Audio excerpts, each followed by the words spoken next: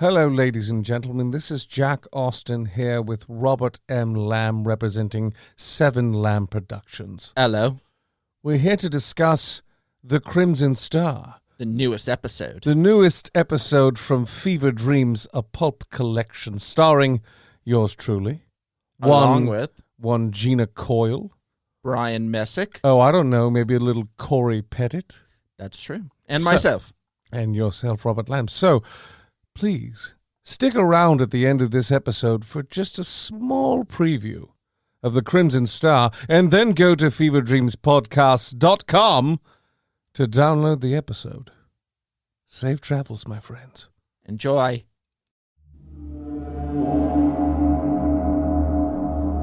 Seven Lamb presents Paralyzed.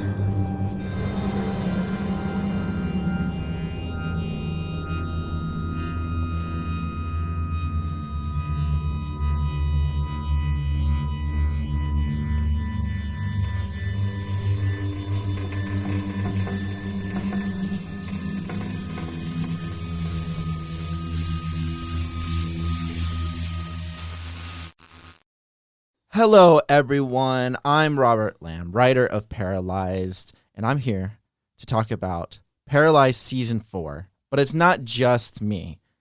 I have a special guest. Amy Laureigh, welcome. Hi. Amy plays Roland. Yes, I do. So if you listen to Paralyzed, you'll know her voice. She plays Roland, among other voices in the Seven Lamb oeuvre. Is that the right how to pronounce it? I don't know. I have no idea. Oeuvre. That's what I meant to say. Sure. So we're going to talk about Paralyzed Season 4 in this recap episode.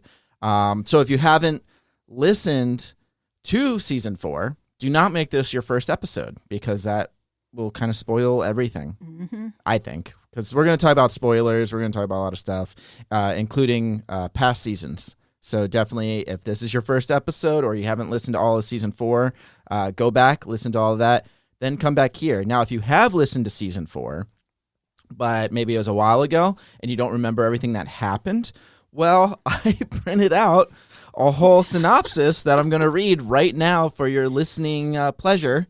And I probably will stumble through this a little bit because I didn't do any read-throughs. I just kind of typed it up real fast so we could get through this, kind of explain what happened previously in Paralyzed in the first couple seasons and in Season 4, and then me and Amy will discuss in more detail. Is that cool?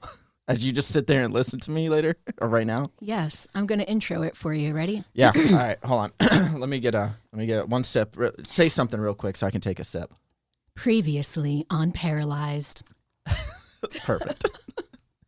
All right, so Season 1 followed David and his friends as they went on their annual camping trip, but it turned out to be a nightmare when friends went missing and creatures appeared. David was the only one to survive out of his group.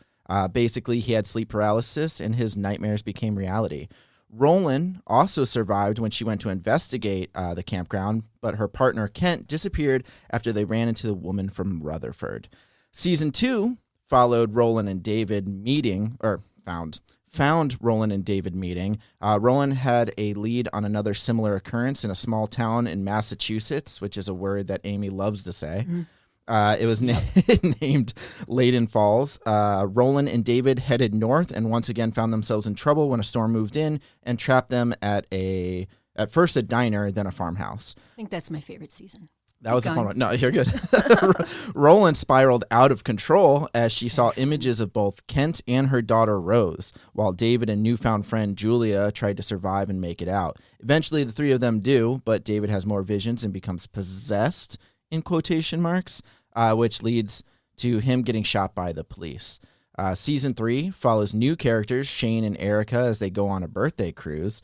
They meet up with friends Michelle and Roger, but it doesn't take long until they're all thrust into their own nightmare. Shane is haunted by his father and becomes actually paralyzed. Not only that, but 3 men wearing severed deer heads also torment the group. Erica escapes the ship, but Shane catches up to her after becoming possessed, in quotations, like David, and he attacks her.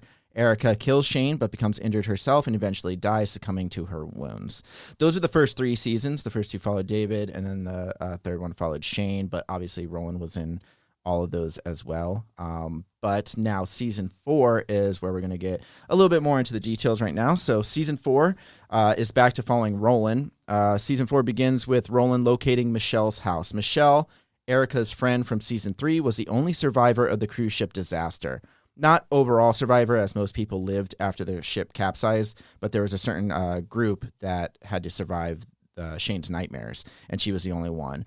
Roland questions her about the cruise ship, Shane, the creatures, and her own personal nightmares. Roland's plan is to head north to Alaska to search for the bodies. Michelle wants to go, but Roland declines. Because Roland is on the run, she needs help. Her friend Ray has been helping her in the meantime, but she eventually wants help from the FBI, which forces Ray to contact Jake, an ex-boyfriend who cheated on her. Jake works for the FBI, but when Ray flies up to D.C. to chat with him, she finds that he isn't a field agent anymore. He is in cybercrime. This is due to a past event that got him in trouble and reassigned. Jake needs some convincing so Ray sleeps with him. He decides to help, but he wants to meet with Roland first. So he makes an excuse to fly out to Washington State, where he meets Roland at a fish market. They talk about her goals. She gives him enough information to entice him, but it backfires as he wants to join her in Alaska. The two of them head into Canada, where they talk to Sefton Trust's ex-wife, and then head up to Mountain Point in Alaska, the site of the cruise ship disaster. There they meet with an old cop who shows them around and takes them to the actual site and search grounds. They explore the woods for some time until they find a small island where several old, withered, dead bodies are tied up. It's the missing 6 bodies from the cruise ship disaster, along with a couple others. Jake snaps some quick pictures, and without telling Barbara, they take off. Later, they pay for an old fisherman to make a report on the bodies so they can leave. They go through the photos Jake took to find that there were actually other bodies there as well, which I just mentioned. Things don't take long before they start spiraling out of... Is that what it is? Yeah. Okay, sorry. I thought I skipped a paragraph. Things don't take long before they start spiraling out of control. Roland finds she's being followed and continues to hide out in seedy motels. She can't stop drinking and getting high, which leads her to run out of money fast. Ray continues to send some to her, but it's taking a toll on her as well. Meanwhile, Jake gets in trouble with the head, who asks why he was in Canada. Jake lies, but he's told he's walking on thin ice. Michelle comes back and is constantly haunted by visions of Roger. One night, Roger even shows up and tries to get her to commit suicide, but she's saved in the nick of time by her friend Tiffany, who invites her out bowling. Things get worse for both Michelle and Roland, though. Michelle's parents are attacked and killed by mysterious men. Michelle barely escapes with her life thanks to a man by the name of Hal. Hal tells her he knows her story and mentions Roger by name. He takes her away from her house before the police show up. Who is Hal? He's the one who's been keeping tabs on Roland. He hired a private investigator to watch her every move. He also has experienced similar things as Shane and David. He tells Michelle of his backstory, where nightmarish events happened to him in a cabin up in Maine. He lost loved ones there. His goal is to find out what's going on. Back in Washington, Roland continues her own spiraling out of control, especially with her visions of David and Kent. One night, she finds herself stuck on some train tracks. Her car stalled as a train is barreling down. She sees the vision of Kent, who calls to her to leave the car while David says not to. She listens to Kent and exits the car as the train crashes into it. Realizing her predicament, she runs off, leaving everything behind. Back on the East Coast, FBI agents Torv and Robards are still investigating the Layton Falls murders and trying to locate Roland. They chat with Ray, who gives them the idea to find Kent first. So after some work, they eventually locate Kent's past partner, significant other, rather. But after talking to him, they realize that things didn't happen the way they thought. This is where the paths begin to meet. Ray and Jake hear about Roland's car in Washington. Ray can't get a hold of Roland because she doesn't have her phone. In fact, her phone was found at the crash site, which means it's only a matter of time before authorities find out that Ray and Jake are involved. Torv and Robards, hearing about the crash, head out to Washington to investigate. Roland, after getting a lift from a truck driver, stays at a small inn in Idaho, where she eventually meets the owner, Marilyn, or Mare. Mare notices how rough Roland looks and is worried about her. She offers to let her stay at the inn in return for some work. Roland agrees. While Roland stays at the inn, Hal and Michelle search the area. They also heard about the crash thanks to Hal's private investigator, Gary. Gary ends up asking around too much and drops her name, which leads Torv and Robards to tail him. But the search is over for Hal when he gets some help from a ghostly figure who leads him to Gunner Inn. Hal and Michelle finally meet up with Roland and they share stories. David tries to warn Roland to leave the inn, but she doesn't. Then the nightmare begins. Hal sees a different vision, which leads him into the middle of the road. Gary, being tailed, hits him and crashes the van. Torv and Robards pull up and try to arrest Roland, but Robards is attacked, along with a detective. Creatures shriek in the distance, and Roland realizes that it's starting again. A ghostly image of Kent confirms this. The nightmare continues. Whew. That'd be funny if I wasn't recording. I'd just double check just to make sure, because that was a lot. So that was a mouthful, and but that brings everybody up to speed. That was basically season 4 in a nutshell, minus some other details. I know you left out my favorite part. What's that? I mean, you briefly mentioned it. Is it the fun night with the truck driver? Yes. Actually, that is it. That's, for me, the most memorable, just based simply upon recording it. I think that's what I texted you. I was like, so don't forget, you did. Roland talked with Michelle, went to Alaska, crashed her car on train tracks, fucked a truck driver, and works at an inn now. Yeah, that's basically the Roland's gist. story. Yeah, it's the gist of the season. I mean, Roland, for me. I'm trying to think. That was an awkward scene. It's always sex scenes are always awkward to record, even though there wasn't a lot to that one. It was just basically because Roland just kind of lays there, so that's all it was. So I had to do that, but then I had to have Jack play the, the truck driver. Yeah, I was gonna have somebody else do it, but then I think they were like, I don't know if I feel comfortable doing this, and I was like, I totally understand. That's one thing I always wonder is sometimes I wonder if Paralyzed is too dark. I don't know. I mean, I think part of it depends on the person who's recording. I mean, if they're like me, they don't want to hear themselves, so they don't listen. So it's I know what's going on based on us recording and all that stuff, but I'm not going to listen to me. So I mean, Jack, that's why I'm have you ever listened to any episode? Any of them? You don't. Jack doesn't either. I don't. It's not that I'm critical of myself, but I just feel like it's kind of like watching a show you've already watched. Yeah, but it's a little different, obviously, because for you, it's got to be annoying because it's you write it, you edit the writing of it. Yeah. You sit here while people are recording it for the most part, unless there's people that do it. Yeah, some people do it remotely. And then you have to edit that. So it's you're just okay.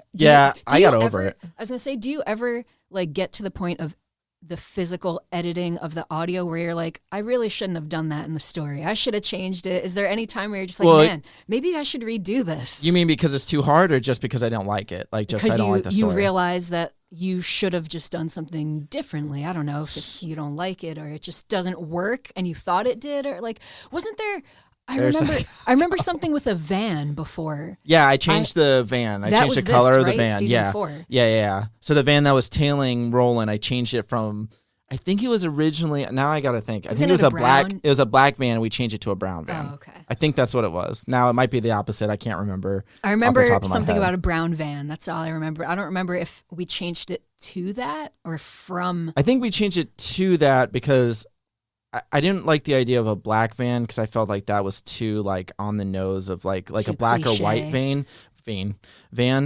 But a brown van also felt a little too 70s. But I was whatever. Let's just do brown. It still van. makes it kind of stand out, but in a odd way. I feel like that fits with the story, so hopefully that's what you went with. Yeah, I think I went with the brown. I don't think it was the black. I don't think it was the black, just because the black vans just kind of reminded me too much of a sting operation or something like that. So typical. And a white van just reminds me of kids asking for candy, trying to get candy, or puppies. I was I don't want to do that one either. So I think we switched that. But there are moments where I'm editing and it's too late and you're well, I guess I'm just gonna keep and it. Sometimes I've cut out dialogue. I think there's been times where maybe it's Roland or Jake or Ray that we recorded something and the lines just don't match up. No matter what take I use, it just doesn't match up. So then I have to either debate do I make the person come back in and we try a couple new takes, or do I just scratch this little line and skip it? And sometimes you have come in and done redos. Jack's come in. I've remember. redone episodes. So I remember you deleting. I remember you re-recorded.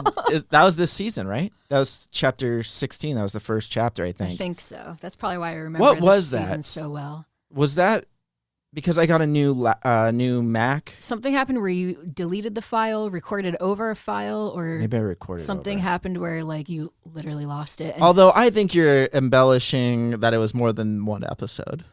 You said you recorded for this other episode. I swear we didn't. maybe I just dreamt it, and I was just like, wow, I've definitely done this somewhere before. Maybe it was in a dream. Maybe you were just feeling like Roland in Maybe your I was own definitely nightmare. inside the Gunner Inn, changing the bed sheets.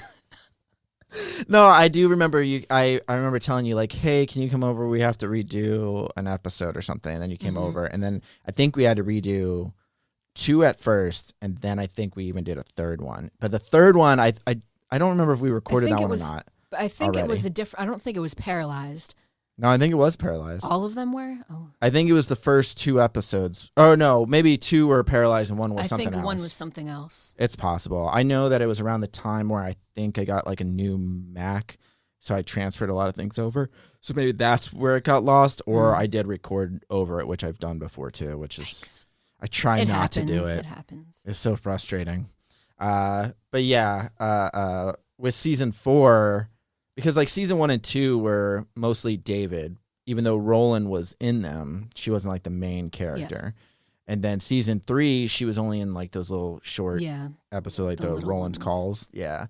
And then in this one, she's a main character, but I also wanted to bring in some other main characters to kind of like, I mean, the problem is that a lot of the main characters are dying throughout. So it's like, So you gotta I just gotta keep have other ones. introducing new ones. But I'm also not doing it to be like shocking or anything. It's like part of Yeah. the story. So I wanted to introduce some new characters, and this one I was trying to make it less horror and more like detective-y. Mhm. So I wanted it to be more like Zodiac or like Yeah, like dramatic like trying to elements, figure out. thrilling elements. but Actually, dramatic. most of the horror elements were with you when Yeah. you would have the dream sequences with like David and stuff. Yep. And then like, yeah, it got pretty dark because you started going down that rabbit hole of drugs and alcohol, and Devastating. it was intense. A lot of people like Roland though as like a character. I think it's just Really? her troubled past.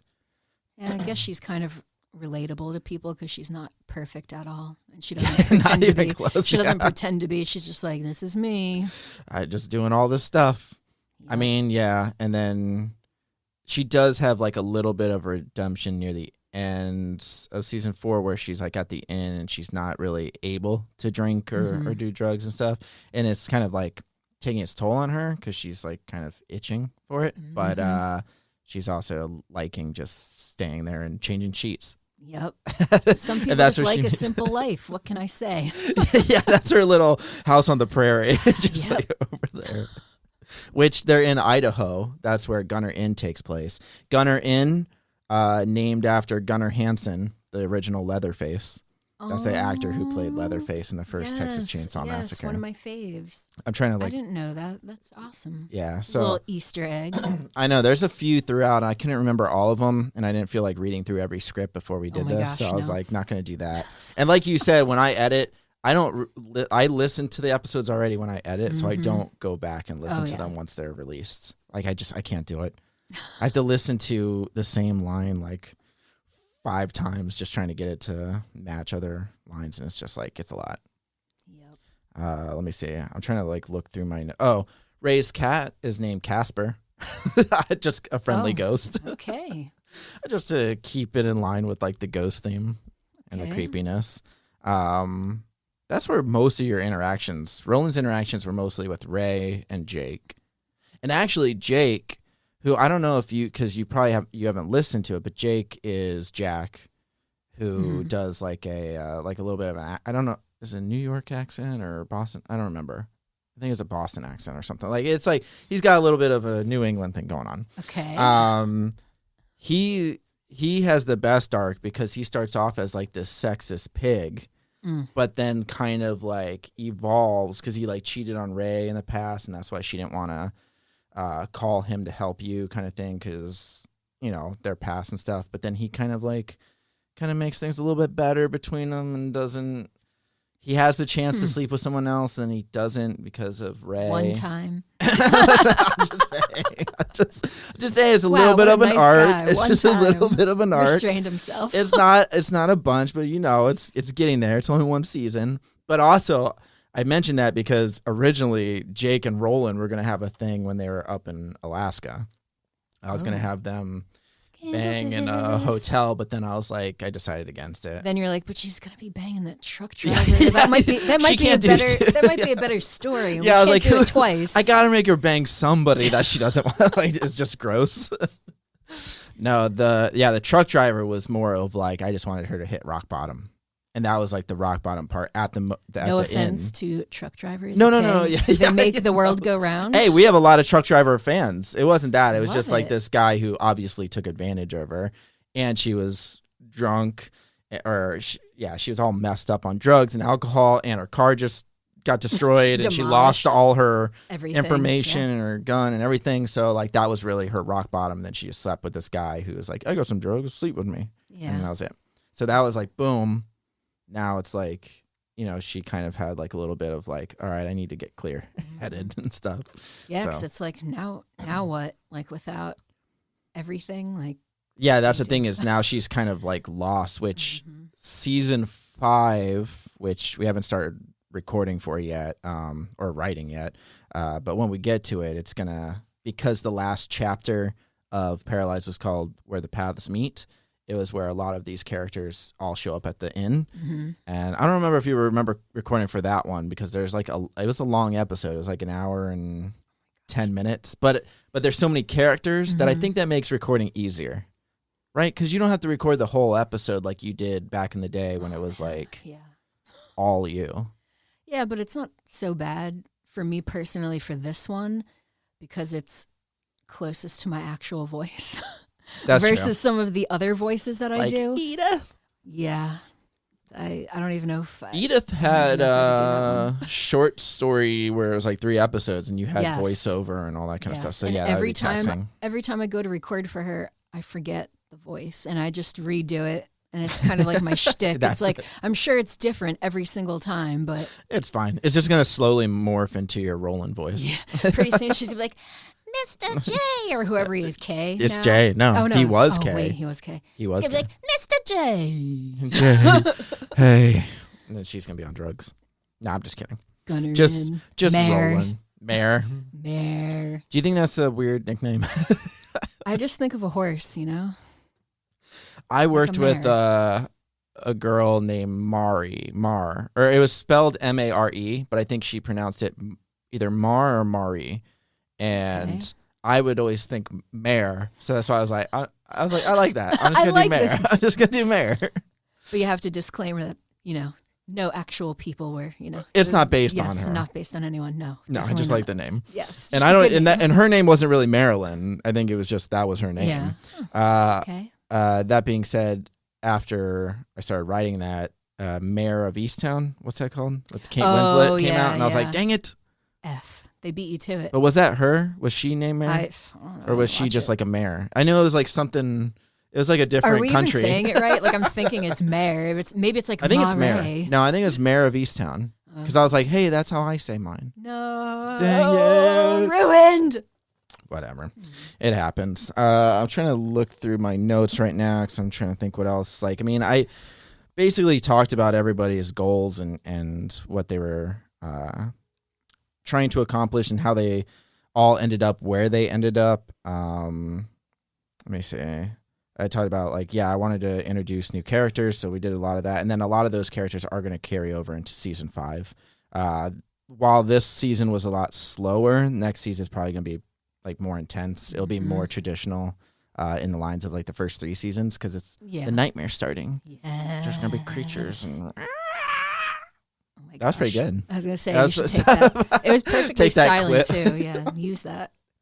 I also, I always try to include places like I've been and stuff. So like in season 3 when they went on the Alaskan cruise, I've been on an Alaskan cruise, so I felt like I could really like put myself there. You're like, I can relate to this. I can do. People do this. People I are know for a fact. People are gonna believe this one.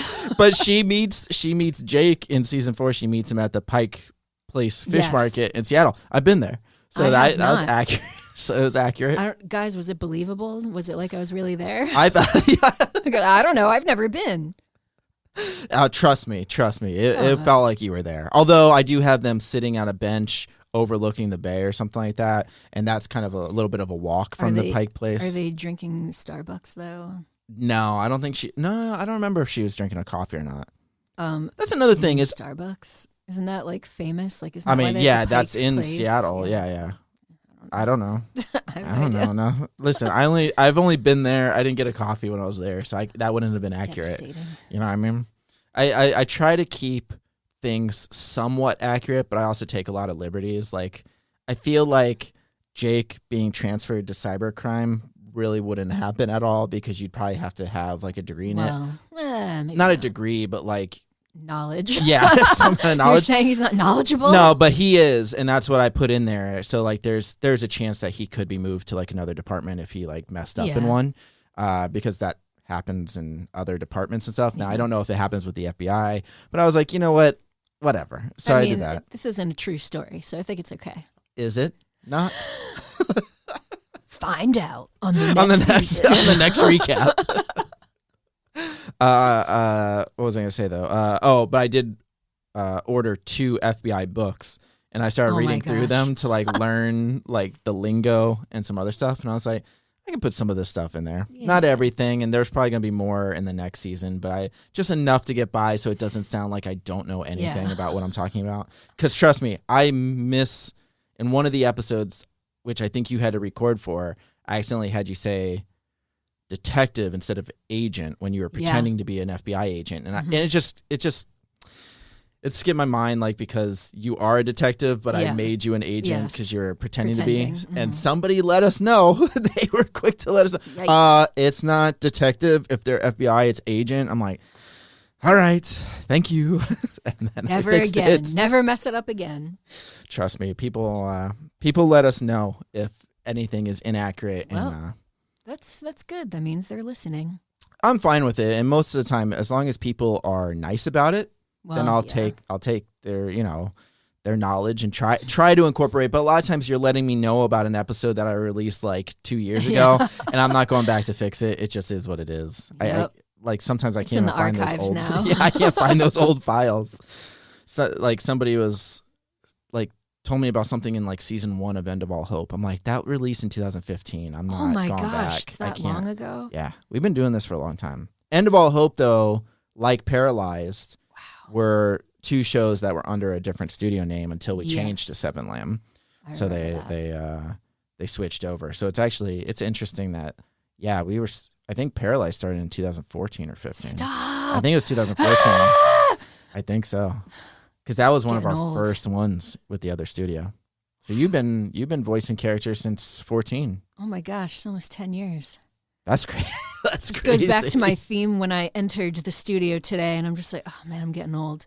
Wow. And the studio is still hot as ever. Yeah. It's starting to warm up. It was freezing when I got in here. It's summer, and it's not summer yet, but basically. it's basically summer. If it's for it. not December, January, or February, in It's Florida, summer. It's summer. It's summer. It gets so hot in here, and there's an air conditioning unit, but you can't have it running when we're recording, so we have to turn it off, and then it gets super hot. Although we could have turned on the fan, and we didn't do that. Whoopsie. That's okay. Oh well. Let me just see what else I have real quick. Let's see. There's a lot of story elements that I can't really like talk about Why? because of spoilers for the next season. Oh. Like okay. one thing I will say though I want to is, read it. I want to see some spoilers. I mean, I'm gonna mention that other one that says the villain in quotations. Each season kind of has like their own villain per se. I mean, there's creatures and there's deformities and like all kinds of crazy stuff. But in season 1, it was Patricia Sanders was the one that they were like talking about a lot that shows up near the end. Season 2 had Sefton Trust with the doll mask. Oh, yes. That was your favorite season? That was my favorite one.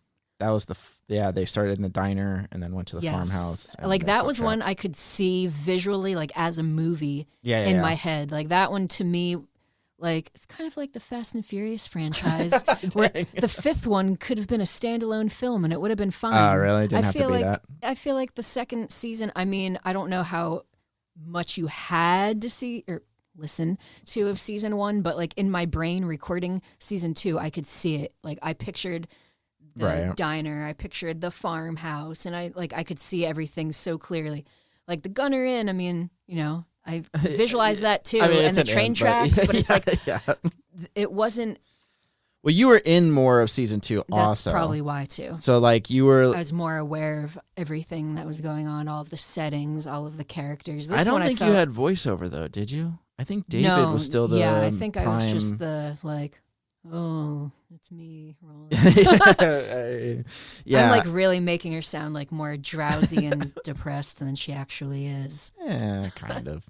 But so season 3, which like we mentioned before, Roland's only in the Roland's Calls episodes. Yeah. But season 3 was actually like a flashback to the cruise ship disaster, which actually happened before season 1 and 2.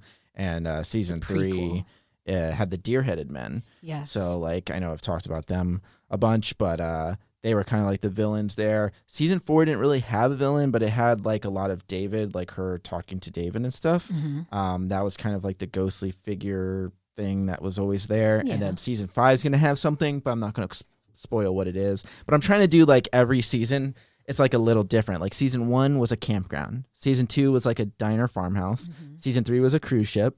Season 4 was kind of like an overarching West Coast, East Coast exploring detective story. Season 5 is going to take place a lot at the inn. And then who knows what the next ones take place. How many more you got? The goal is, I think, 8 seasons. Wow. So how many more am I in? Probably all 4. Hey, or not. No, or not. But no one knows for sure. We don't know for sure. But I'm just saying that because I feel like you're like, I don't want to record on the more. No. This is my favorite one to record out of. Is it? All of them. Come on. No, I like this one. Personally, I like horror movies. I like thrillers. I like dramas. I like dark and dreary. So this one just fits me the most. So I like to record it. It's easier for me to get in the zone for this one than any of the other ones, especially because some of the other shows, I'm just like, I have no idea what's going on. I'm just feeding lines just because it's like a small It's character, smaller. Yeah, so it's just smaller. like, just feed me lines and I'll read. And also, you come to record after work, so that dreariness and that. What? No. I'm just kidding. I mean, maybe prior to 2020-ish, but what I'm doing now. Now Very it's okay. jolly, yes. I leave work happy. I go to work happy. It's nice. I come here happy most of the time. Yeah, I think so. But then you have to be rolling, and then. Yeah.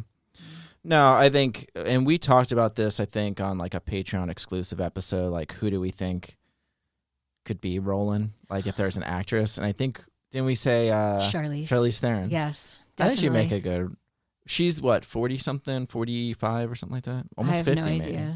She might be 50. I think she would be a good Roland, though. As I look it up. As you Google it.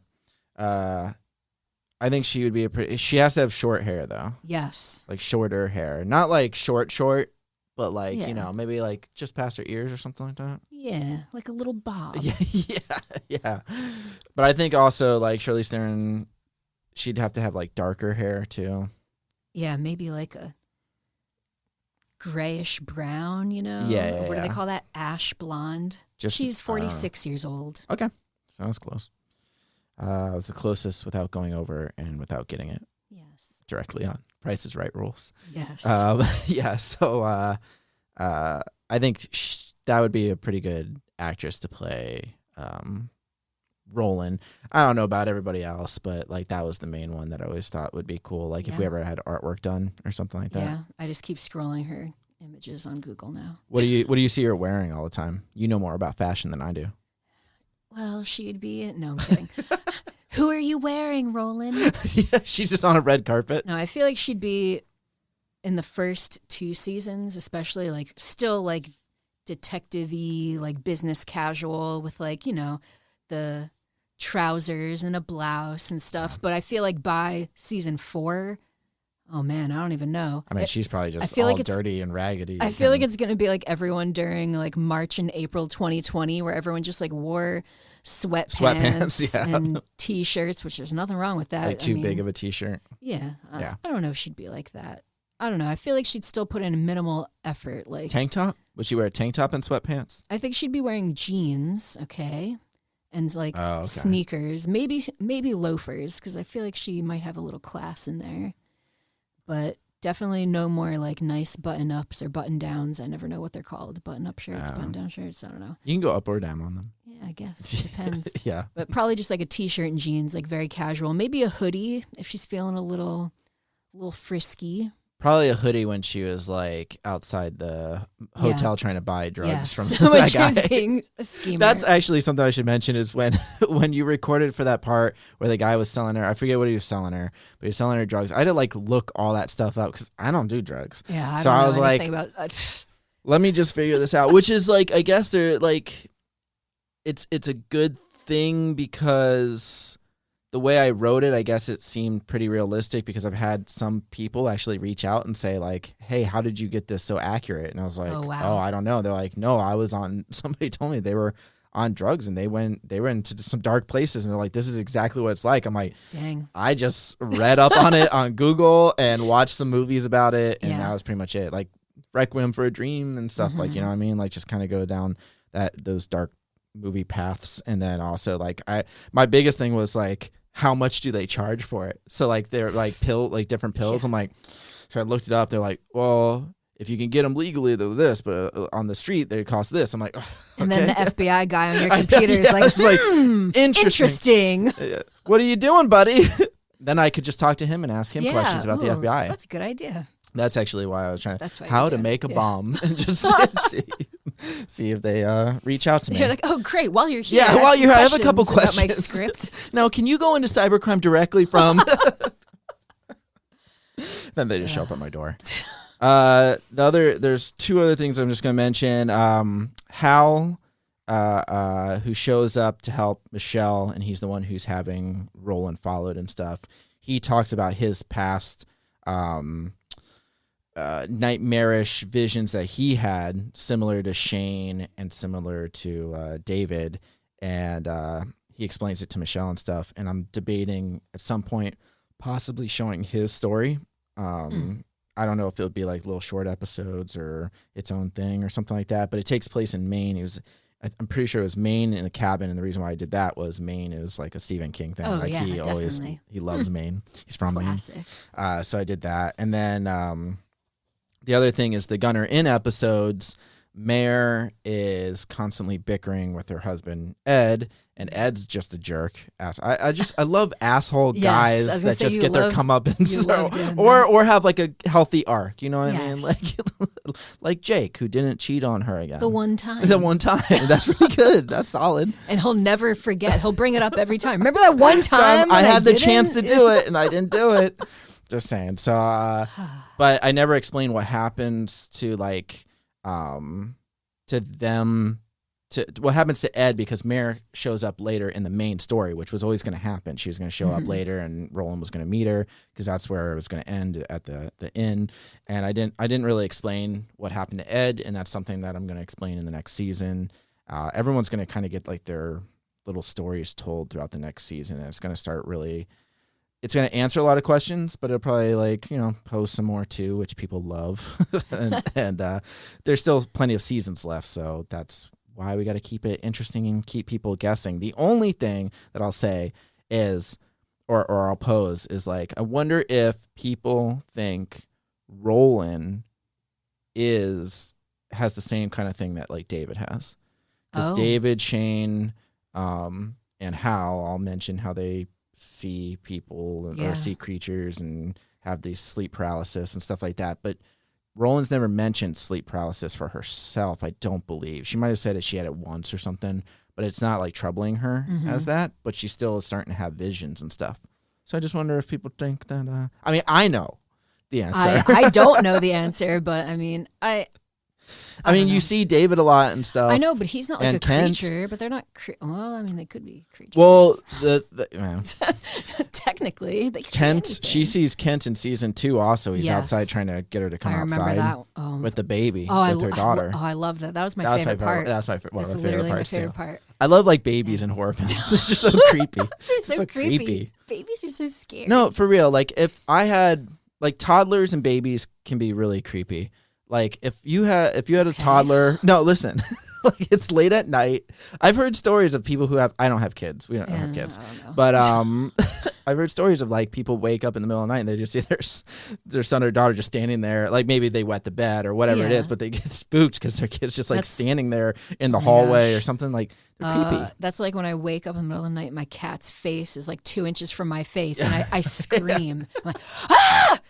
And then she gets scared and just, and runs away. I'm like, It's better than the cat staring towards the wall or like the corner of the wall. Like sometimes my dog used to do yeah, that. I always go, oh, she's looking at the ghosts. Yeah. She does that a lot. I'm Yeah, like, just she's just looking at the ghosts. Just stare in the Nothing corner. I could see, thank God. Or they're just barking at like the corner of the room. It's like, Oh what are you doing? Please tell me there's like a roach over there or something. So yeah, that's for the most part, that's a pretty good recap without going into too much spoiler territory. We just like to do a quick recap so that way you can listen to, even if you just want to listen to the first 2 to 5 minutes again of me just reading through before you listen to season 5 when it comes out. True. Do that. Just listen to that and then you can go right into season 5. Now season 5, I don't know when it's coming out. I say this all the time. It takes a long time to do this stuff, and we have a lot of shows, and the reason why we have a lot of shows is so we can bounce back and forth depending on people's schedules, who edit, who record, how I'm feeling when I'm writing. Sometimes I can't write 16 episodes of Paralyzed in a my row. gosh. I just can't do it. Can't imagine. So I have to jump back and forth between shows, so I don't get writer's block. And season 5, we're gonna hopefully start writing pretty soon. That way we're not recording when we're all 60 and stuff like that. I gotta finish it up before I we know. all get Well, I too got like old. 2 years to go. I'm kidding. I'm not that old. No. I'm only in my 30s. We still got some time. So yeah, and every episode, I mentioned this on Facebook recently. If you follow us, every episode takes approximately 50 hours to create. I mean, if you account for the writing, That's the crazy. recording, the editing, the revisions, uploading, all that stuff, and that's, I'm being kind of like forgiving in the sense of sometimes writing takes even longer than that if I go back and change things and stuff. But yeah, about 50 hours. Every episode or every minute you listen to in an episode is about an hour of editing. So a 25-minute episode is 25 hours right there. Sometimes I can get it. It depends if there's not a lot of action and it's just talking. I Yeah. can edit them pretty fast. Yeah. But if there's any kind of action like the train sequence Oh, or yeah. anything like that, like it can take a long time. And we had some other editors help us throughout Paralyzed. I think I did majority of the episodes, but we've had like a few people come and go and edit for us, which is really awesome and takes some of the pressure off of us. But we can't offer a lot in payment yet. But we still try to pay people to do it, and hopefully we'll get more editors soon so we can kind of turn out the episodes faster. I don't know. Yep. So don't know when season 5 will release, but I don't even know if it'll be this year. It might be. Don't say that. I want to aim for maybe getting the first episode out in October, like around Halloween. Oh, yeah. That'd be good. Yeah, but I haven't even started writing. If I can write Get like the writing. first chapter, I'm working on Stop other recording stuff. right I'm now.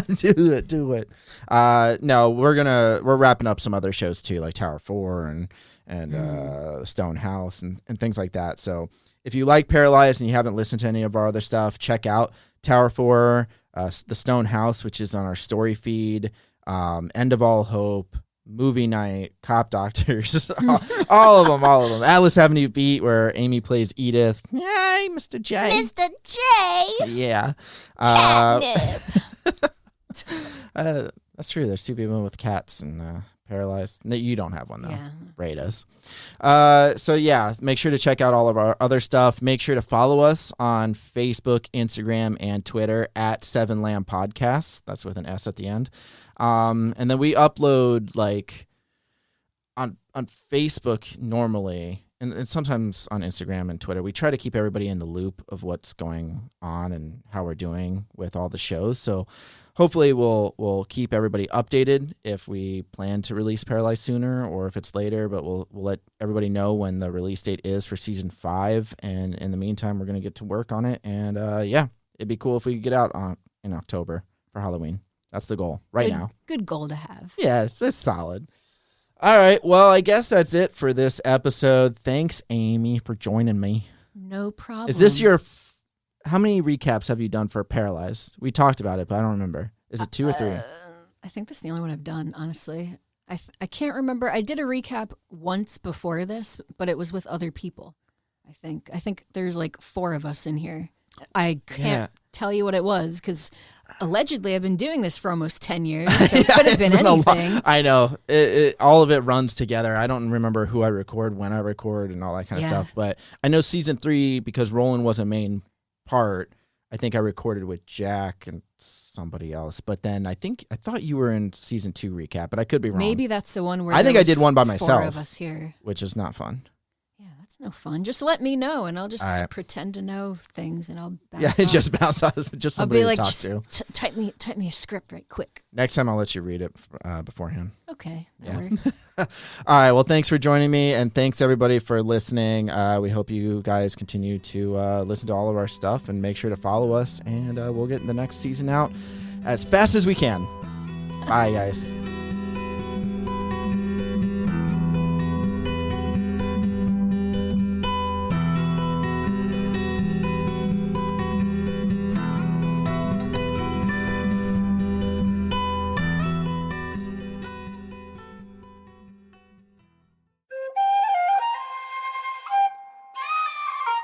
This has been a 7 Lamb production.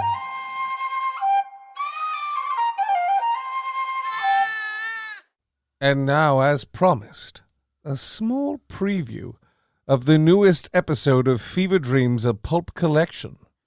Crimson Star.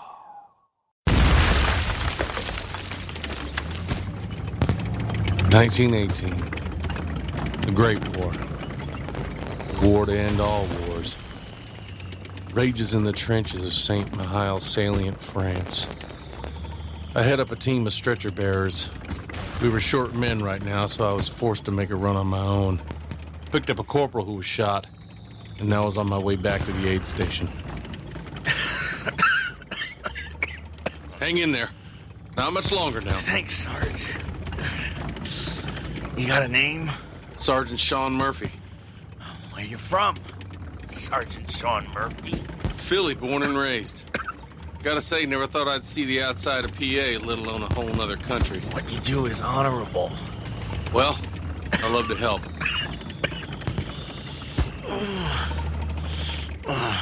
And we made it. Right when I opened up the back hatch, 2 orderlies ran up. That was some good driving. Here, this is for you. He pulled a stick of spearmint out of his ammo pouch. Thank you for the lift. You're welcome. Thank you for the gum. Since I was back at the aid station, I took the chance to visit Angelica. I found her over in surgery with Dr. Coven. What's your preference? Removing the bullet or sewing up the leg? You really need to ask? Let me move the screen to block any peepers. That's when Dr. Coven noticed me in the corner by the door. Soldier? What are you doing in here? Don't worry, I won't snitch. Snitch? Snitch about what? That you're letting the nurse cut. Nurse? Sorry, Dr. Coven. Almost have it. I watched as she carefully dug into the patient's leg and removed a bloody bullet. There we go. Bet he feels better already. You're still here? Aren't you the head stretcher bearer? Yes, ma'am.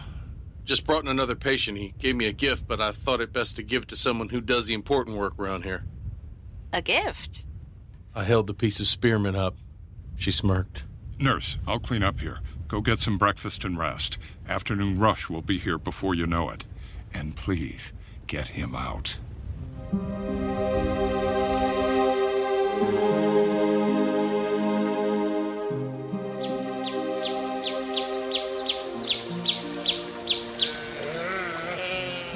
We've really is a beautiful country. And look at all the sheep. It's hard to believe there are so many so close to the front line. Are you hungry? I could catch one for you. That's sweet, but my cuisine of choice doesn't include mutton. Just gum? You know, you really shouldn't do that. Walk into surgery unannounced. I knew Sean was one who liked to take chances. It's one of the things that attracted me to him. But sometimes it was a bit much. How come you didn't tell the doctor you knew me? He wouldn't approve. Because I'm a lowly sergeant? Rank has nothing to do with it. You hear that? It was suddenly quiet. No sheep, no birds, just a light breeze and the smell of Germans. Take cover. Sean pulled his sidearm. I said, take cover. That's an order. But it was too late. The first bullet hit me square in the chest. Without thinking, I pushed Sean aside and charged. 2 Germans were just coming out of the woods, behind a grouping of bushes. As they reloaded, I made my move, pouncing on the nearest one, an officer. I threw him back with one hand, while simultaneously unsheathing his sword with the other. I spun around, bringing the blade up, and in one smooth motion, sliced right through his neck, his body and head falling separately. I do love that you German officers still carry swords. Blades have always been my specialty. The other German had reloaded his weapon. I charged, blade up. I was able to block each bullet until I was on the now frightened soldier. It was once again quiet. I sniffed the air, searching. Sean, coast is clear. Sean? He was sprawled out on the ground, his clothes dripping blood. No, you're hit! How? I tore his shirt open. Blood was pouring out of his chest wound. Sweetheart, we have to stop the bleeding. I used his own finger to plug the hole, bluntly shoving it in. I'm so sorry. We have to get you back to surgery. I lifted him up. If he wasn't in so much pain, I'm sure he would be shocked with the ease in which I carried him. But instead, his eyes were closed and his breathing weak. Within minutes, we were back at camp, but I stopped behind a tree and let him down to his feet. I'm sorry, Sean, but I have to act like you're heavy. Put your arm around my neck. Help! Help!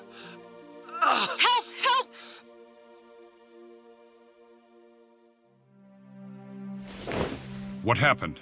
Gunshot wound, right chest cavity, heavy blood loss, severe respiratory distress. What do you recommend? I did a quick glance around the room, realizing we were the only 2 in here. The cook who helped me carry Sean in was now gone. Nurse? Not now, Daddy. He's drowning in his own blood. He also made a quick scan, nervously looking around the room. We have to open him, clear the field, remove the bullet, sew him up. There's not enough time, Ange. Then we close off the right lung. Let the left one take over. You know his chances are low. Daddy, we have to save him. I'm in love with him. Our doctor-nurse relationship was gone. I was speaking to my father now, hoping he would understand. Please, Dad. You know they're watching us. They'll send Van here. You won't be able to hide this. Van Heeren was a tracker, and even though he was like us, the organization used him to take care of rule breakers. And once given orders, he never backed down. The penalty would be death for you both. But with your help, and we could move, run. We've done it before. We can do it again. Ange, he'll still track us down. You know that. Please. We intensely stared at each other. He knew I wouldn't stop. Do it quickly. He left the room, leaving just me and Sean. Don't worry, sweetheart. After this, you'll feel much better. I had one more quick look around to make sure no one was watching. Then I bit down into his neck. To listen to the rest of the episode, go to feverdreamspodcast.com or search for Fever Dreams wherever you listen to podcasts.